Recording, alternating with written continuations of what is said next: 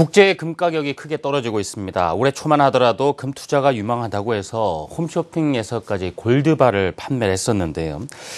당장 지금의 모습을 봐서는 좀 애물단지로 전락이 되면서 올해 여름 휴가철이 끝나면 또 미국의 금리 인상도 예정이 돼 있다 보니까 금값 하락세 좀 지속될 것이라는 예상이 좀 대두되고 있습니다. 많은 경고에도 불구하고 좀 금 사재기를 하셨던 분들 요즘은 좀 밤점을 설치지 않겠나 하시는 생각이 드는데요. 오늘 금값의 움직임 어떤 특징들이 있는지 확인해드리는 시간 갖겠습니다. 한국경제신문사 한상춘 논설위원 나와 계십니다. 위원님 어서 오십시오. 네, 안녕하십니까.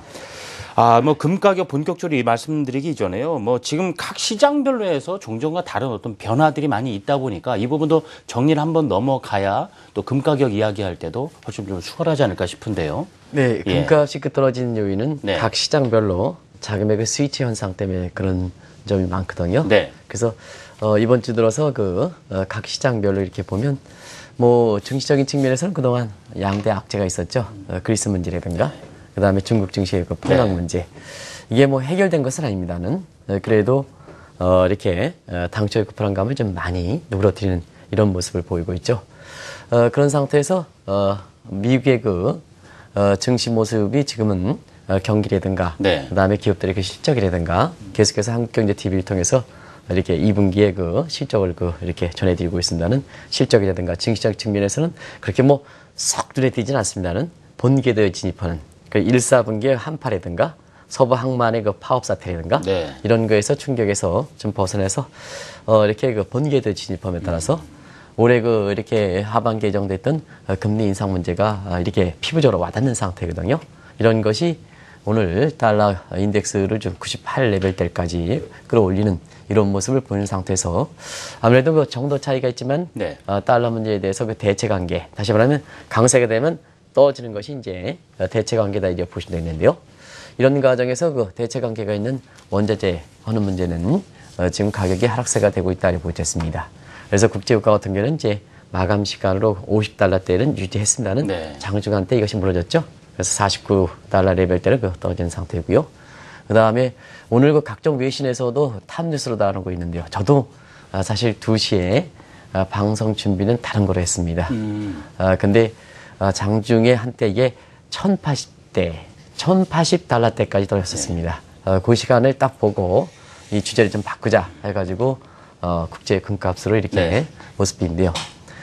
지금 장 마감 기준으로 국제 금값이 온스당 1100달러마저 무너지는 이런 상황이 돼서 아무래도 이 대목이 좀 가장 큰 관심이 되지 않겠나 이렇게 보고 있습니다. 이 금융위기 이후에 참 많은 어떤 가격 변수, 대부분의 요동을 쳤습니다만은 금값이 상당했습니다. 지금 얼마나 그간 그 가격이 상당히 저희가 요동쳤다라는 표현까지 쓰게 되는데요. 그 움직임 정리해봐야 되겠습니다. 예, 우리가 보통 이제 많은 이렇게 강의를 통해서 또 경제 교과서에서 이렇게 보면은 금이 안정자산이다 이런 얘기를 하는데요. 과연 안정자산일까? 왜냐하면 안정자산이면 불안한 심리를 마음이 편해야죠. 편하게 되지 않습니까? 그런 측면에서는 과거에 금이 안정자산이다 이렇게 얘기하는 것은 물가가 이렇게 상당히 높을 때 그 물가의 해칭 기능으로서 사실상 금이 안정자산의 기능을 했었거든요. 근데 이제 지금은 경기 회복 여부와 관계없이 세계 경제가 월마트 효과라든가 코스트 푸시, 즉 비용적인 측면에서 굉장히 물가 상승 요인이 좀 늘어짐에 따라서 우리도 소비자 물가가 작년 11월 이후에 0%가 지속될 만큼 디공포 우려가 있지 않습니까? 그런 상태에서는 이 금이 인플레 해칭 기능으로 이렇게 안정자산의 기능이 떨어진 상태인데요. 그러다 보니까 이제는 금이 안정자산이다 이런 관점에서 우리가 벗어날 필요가 있지 않냐 생각합니다. 뭐든지 지금 진행자께서 말씀해 주신 것처럼 불안할 때 당신이 갖고 이것을 통해서 마음의 안정을 찾는 것이 결국 안정자산인데요. 금값의 지금 모습 보면 지금 우리 김 PD께서 이제 보내주시고 있습니다는 사실상 이 금값에서 크게 변화된 모습을 보인 것이 2011년 8월 미국에서 연방정부의 연방부채 한도가 확대 증액을 하느냐 마느냐 과정에서 사실 이 대목이 미국의 달러 가치가 아주 이류통화로 전락될 것이다 하는 이런 우려 속에 대체 관계가 있는 금이 이렇게 수요가 증대되면서 그때 당시에는 온스당 아주 지금의 모습 보면 격세지감인데요. 그때 1930달러까지 갔습니다. 아마 그때의 시청자분도 또 제가도 올해 들어서 또 말씀드렸습니다는 일부 우리나라의 국내 시중에서도 온스당 3,000달러 간다 하는 이런 것을 기억하실 겁니다. 근데 지금 국제 금값의 모습 보면 지금 이렇게 1개월 과정을 이렇게 보면은 그 모습도 아주 급락세를 이렇게 보이는 모습이지만 네. 그러나 지난 5년에 걸쳐서 이렇게 보면 사실 그 온스당 1930달러 때 이렇게 갔던 것이 2013년 12월 19일에 이것이 1180달러까지 폭락했던 상황이거든요. 네. 근데 작년에 3월 달에 일시적으로 오르긴 했죠. 1380달러대로 올라다가 작년에 다시 무너져서 연말에 가선 1140달러까지 가다가 지금 올해 들어서도 한번 보겠습니다. 올해 들어서도 네. 사실상 우리나라의 공식적인 거래소가 이렇게 만들었는데도 불구하고 일부 홈쇼핑이라든가 일부 이렇게 전문가라 양하는 이렇게 사람들이 이제 금이 바닥쳤습니다 해서 홈쇼핑을 통해서 이때 금을 그러니까 매입하면 이런 모습을 이렇게 보였던 그 상황에서 공교롭게도 금값이 올라가긴 했어요. 예, 올 초에 좀 급히 그래서 올라가 올라간 있어요. 모습이었거든요. 그래서 이제 예. 그런 것이 좀 맞아 떨어지는 것이 아니냐 하는 그래서 근본적인 수급과 관계없이 그런 것이 이제 차트 분석이라든가 이런 걸 통해서 맞아 떨어지다 보니까 자 이제 금에서 금 투자 열풍이 불었습니다는 한때 그래서 1310달러까지 갔던 것이 지금은 그 이후에 200달러가 폭락하는 이런 상황이다. 이게 올해 초에 비해서 1310달러 갔던 것이 200달러 이상 폭락하는 이런 상황에서 가격 하락폭을 보면 중국 증시가 떨어졌을 때 그 하락폭에 이어서 네. 아마 두 번째로 큰 가격 하락폭이다 이렇게 볼 수 있습니다. 지금 뭐 연중 최저치고요. 또 5년 3개월 만에도 최저치입니다. 네, 그렇습니다. 금 가격이 왜 이렇게 많이 빠졌을까라고 생각했을 때 참 의아스럽다는 분들 많이 계실 텐데 일단 수요 공급 측면에서도 좀 확인을 해봐야 될 것 같고요. 네, 이 대목은 우리가 이제 이 금 투자라든가 차트 분석에서 이렇게 하지 말고 네. 항상 금의 그 장기 추세를 이렇게 보는 것이 굉장히 중요하거든요. 금은 어차피 단기적으로 주식것처럼 왔다 갔다 처분하는 게 아니지 않습니까? 네. 왜냐하면 거래 비용이 많거든요. 뭐 부가가치세라든가 아니면 금 매도 매수에 따라서 어떤 비용이 상당히 많기 때문에 아무래도 그 장기 보유다는 측면에서 보면 일시적으로 뭐 차트 분석에서 고개를 든다, 매수해라 이런 분석을 하면 이와 같은 이렇게 잠 못 이루는 환경이 된다 하는 말씀을 드리는데요. 그런 점에서 지금 그 말씀하신 대로 구조적인 측면에서 수급 요인을 좀 봐야 되는데요. 네. 지금 수급 요인 매수세가 거의 없습니다. 공급 요인이 많다 이렇게 보시면 됐습니다. 이건 누차 걸쳐서 4년 걸어 걸쳐서 똑같이 얘기합니다. 저는요. 그래서 지금 상태에서 남아프리카 공화국이 경제 여건이 어려움에 따라서 금 생산, 1차 금 생산을 상당히 느린 상태고요. 네. 그다음에 미국도 사실상 그 전략적으로 갖고 있는 금도 이렇게 중앙은행이라든가 또 중국도 의외로 나중에 말씀드리겠으면은 금을 보유지 않고 오히려 금을 이렇게 처분하는 상황이거든요. 이런 각도에서 세계 최대의 그 금을 갖고 있는 독일이 사실상 2차 세계대전의 마샬 플랜에 이어서 각 인접국 인접국에 이렇게 디스트리뷰션 즉 분담했던 것을 지금은 내셔널리즘 즉 국익 이익 증대 측면에서 자 가져들어라. 우리가 돈 번 걸 왜 다른 데 놓냐 이런 측면에서 사실상 금 처분에서 들어오는 과정에서 금의 고급 물량이 상당히 많이 적체된 상태이거든요. 그런 과정에서 뭐 오늘도 그런 얘기가 외신을 통해서 많이 나오고 있습니다는 역시 미국의 금리 인상권이 가시권에 들어옴에 따라서 네. 지금 미국의 그 시장 금리들이 사실 좀 국채 금리들이 올라간 상태에서 다른 국가들 보겠습니다. 독일이라든가 이런 다른 국가들 같은 경우에는 오히려 그 국채 금리가 떨어진 상황이거든요. 그러면 시장에서 보면 금리 스프레드가 미국 쪽으로 사실 그 자금이 몰려갈 수 있는 이런 스프레드가 형성된다 이렇게 볼 때 있습니다. 이런 과정에서 자연스럽게 달러 파리티 지수가 97, 98레벨대로 다시 좀 재상승하면서 대체 관계가 있는 금에 대한 수요가 아주 급락하는 상황에서 지금과 같은 이런 환경을 양출시킨다 이렇게 볼 때 있습니다. 예. 자, 이 수요 공급 측면에서도 확인해 주셨고요. 이 종전에 말씀해 주신 것처럼 금값이 예전에 이 하락을 할 때 그때와 또 비교했을 때 이번이 더 염려스럽다라는 이런 분위기도 있거든요. 이 부분은 왜 그런지도 확인해 봐야 될 텐데 심리적으로 큰 영향을 줄 수 있는 부분 아니겠습니까? 네, 그렇습니다. 예. 뭐든지 사실상 이렇게 진행기과에서 아주 중요한 역할을 하셨습니다는 한국의 그 대표 기업이 이번에 엘리언 매니지먼트의 예. 공격으로부터 사실상 그 해당 기업이 잘했다는 얘기는 아니거든요. 그러나 그것이 우리 경제의 상징성이 크기 때문에 사실 제2의 삼성, 제3의 삼성을 막기 위해서는 우리 국민들이 좀 나서줘야 된다 하는 측면에서 아마 외신에서 평가한 것처럼 한국의 애국심, 국민들의 애국심이 상당히 좀 강하다 하는 이런 그 아주 그 긍정적인 그 평가를 내릴 정도로 그런 모습이거든요. 금값도 마찬가지입니다. 왜냐하면 금은 상징성이 크거든요. 예. 상징성이 크지 않습니까? 아마 우리 국민들 사이에서 상징이 크지 않습니까?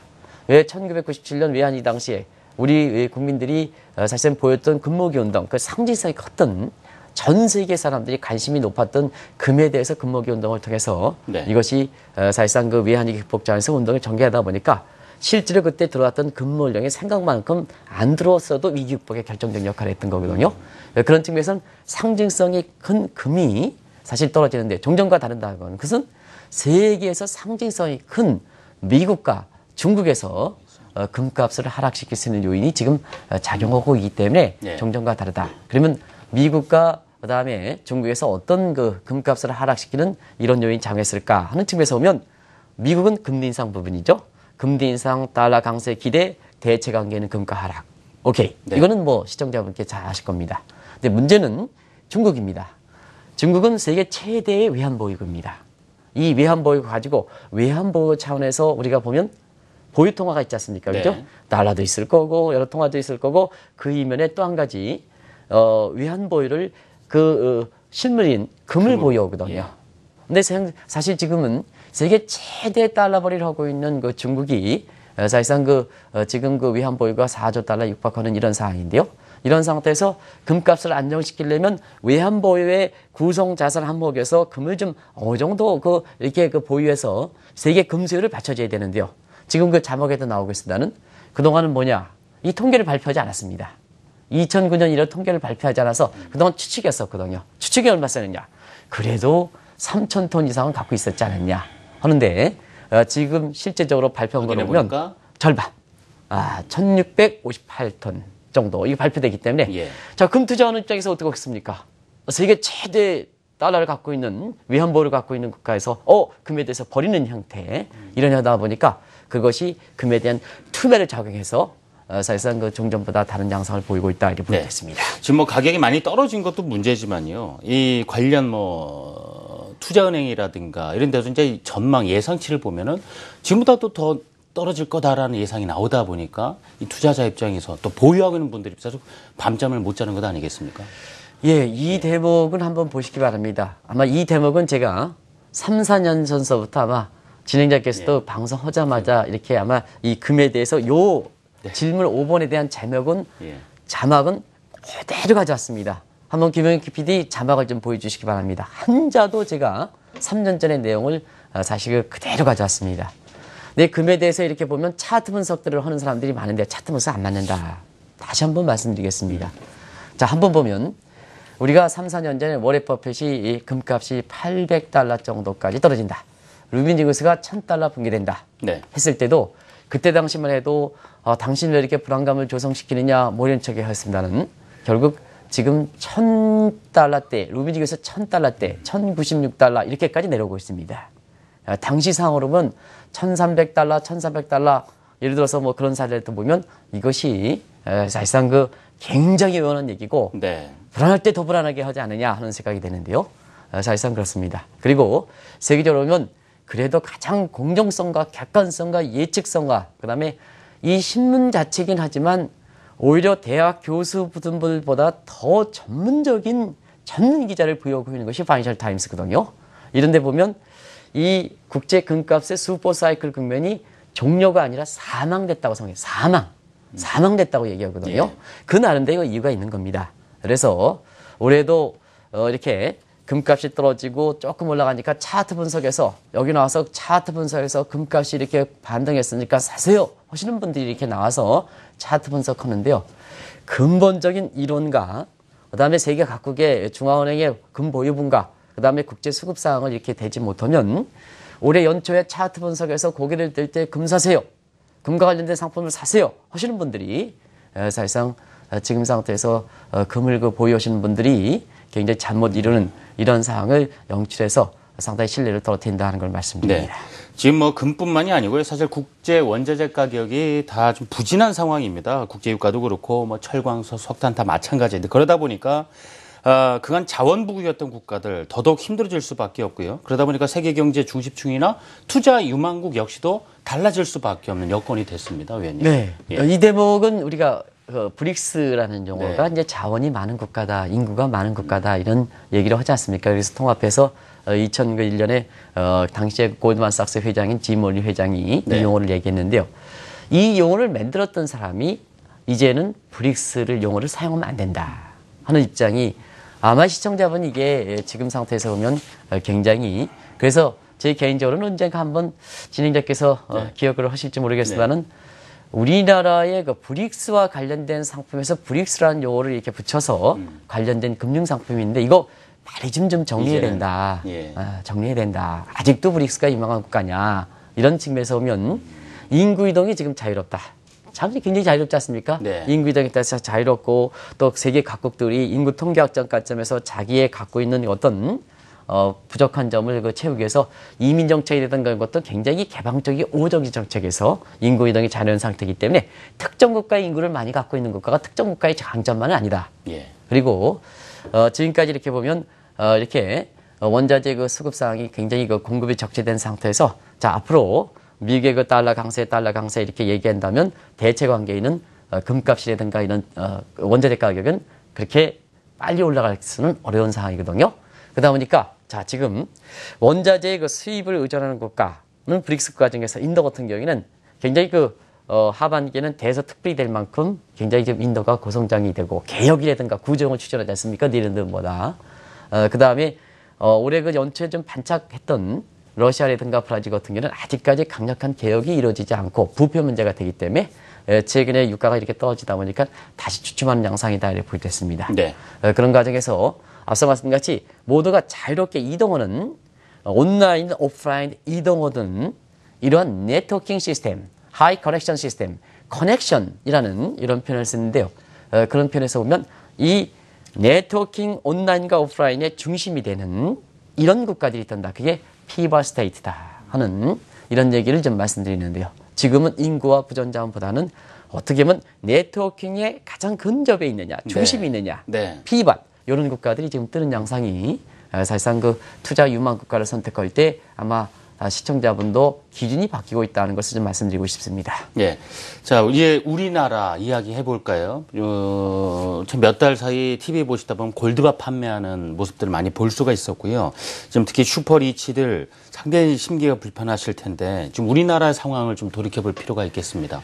네, 우리나라는 2004년 7월 달에 네.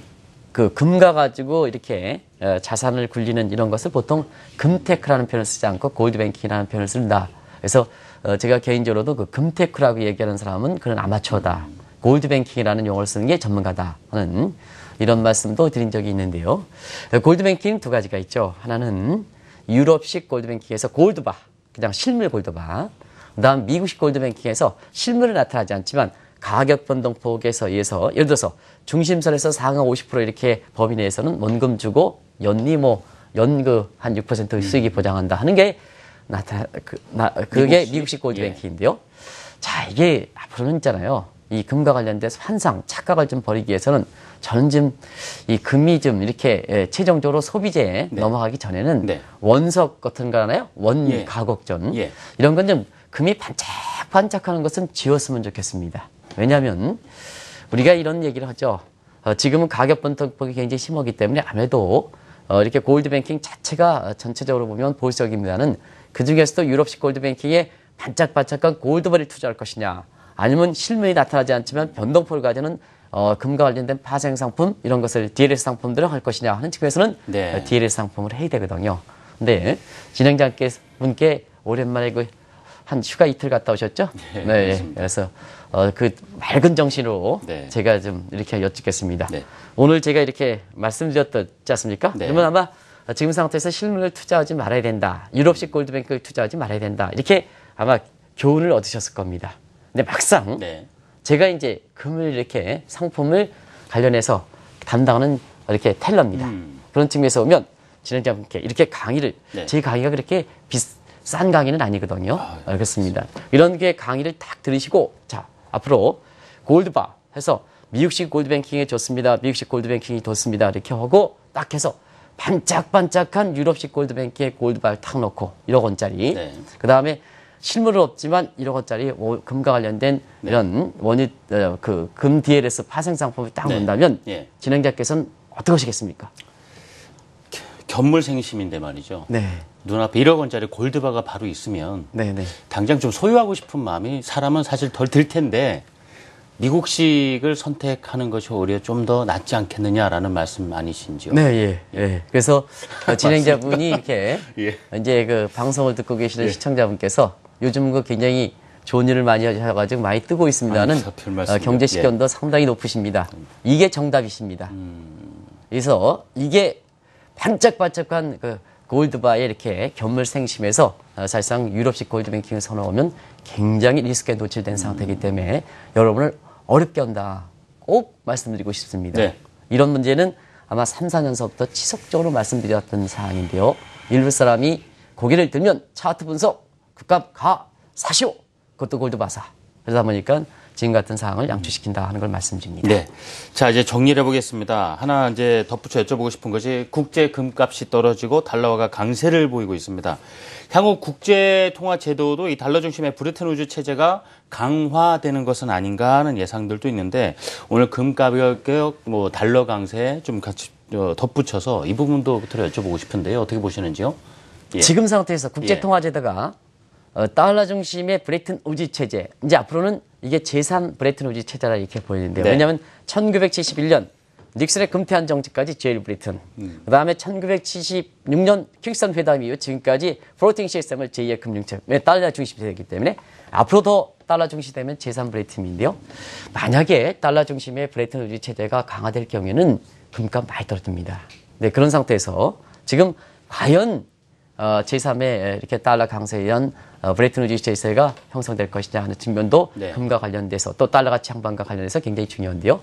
지금은 사실 이 가능성은 좀 적습니다. 왜냐하면 우리가 보면 달러가 중심 통화하려면 국제 유동성과 관련해서 사실 미국이 지속적으로 적자가 돼야 유동성이 퍼내고 유동성이 퍼내야 세계에서 보면 사실상 그 여러 가지 거래 관계에서 중심 통화에 이렇게 거래적 동기에 의한 목적을 화폐 동기를 달성할 수가 있다 이렇게 보시면 되거든요. 문제는 그렇습니다. 경상국제적 적자가 발생하면 미국도 지금 경제가 여의치 않은 상태에서 국가 채무 이런 쌍둥이 적자에서 국가 채무가 증대해서 여러 가지 곤란한 상황이 발생하거든요. 그렇다고 해서 자 달러 강세를 위해서 경상수 흑자를 도모한다 하는 측면에서 보면 다른 국가들 입장에서 보면 유동성적인 공부하기 어렵습니다. 네. 그래서 이것을 보통 미국의 그 예일대의 로버트 트리픈이라는 사람이 이렇게 주장해서 트리픈 딜레마 말하는 표현을 쓰는데요. 그 어느 때보다 미국이 트리픈 딜레마가 빠져있기 때문에 달러 강세도 제한되고 금값 이런 문제에서 달러 강세 대체 관계에서 금값이 하락하는 정도는 제약된다. 다만 지금 뭐냐 세계적으로 보면 원유 공급이 적체된 금 보유가 적체되어 있는 상태에서 자 중앙은행들이 대부분 다 2010년, 11년 전후에서 로버트 지어릭이라는 이런 분들이 세계은행 총재가 근본이 주장한 상태에서 자 대부분 중앙은행들이 금을 과다하게 보인 상태거든요. 이걸 처분하는 과정에서 지금 상태에서 이런 공급 물량의 적재 현상이 누적되는 이런 상황이 된다 하는 걸 말씀드립니다. 그래서 달러 강세가 슈퍼 달러가 돼서 금값이 폭락한다. 이 가능성은 적지만 워낙 지금은 원유 국제 금과 관련된 수급 사항에서 사실상 공급에 적체될 수 있는 누적시킬 수 있는 요인이 크기 때문에 루비니 교수라든가 이런 분이 달러 강세 관계없이 3, 4년서부터 금값이 $1,000미터 떨어진다 하는 예상을 내놓는다 이렇게 보시면 됐습니다. 예. 자, 오늘 금값이 크게 떨어졌다는 내용 두고 급히 좀 내용을 정리해서 전해드렸습니다. 한국경제신문사 한상춘 논설위원이었습니다. 위원님 고맙습니다. 네, 고맙습니다.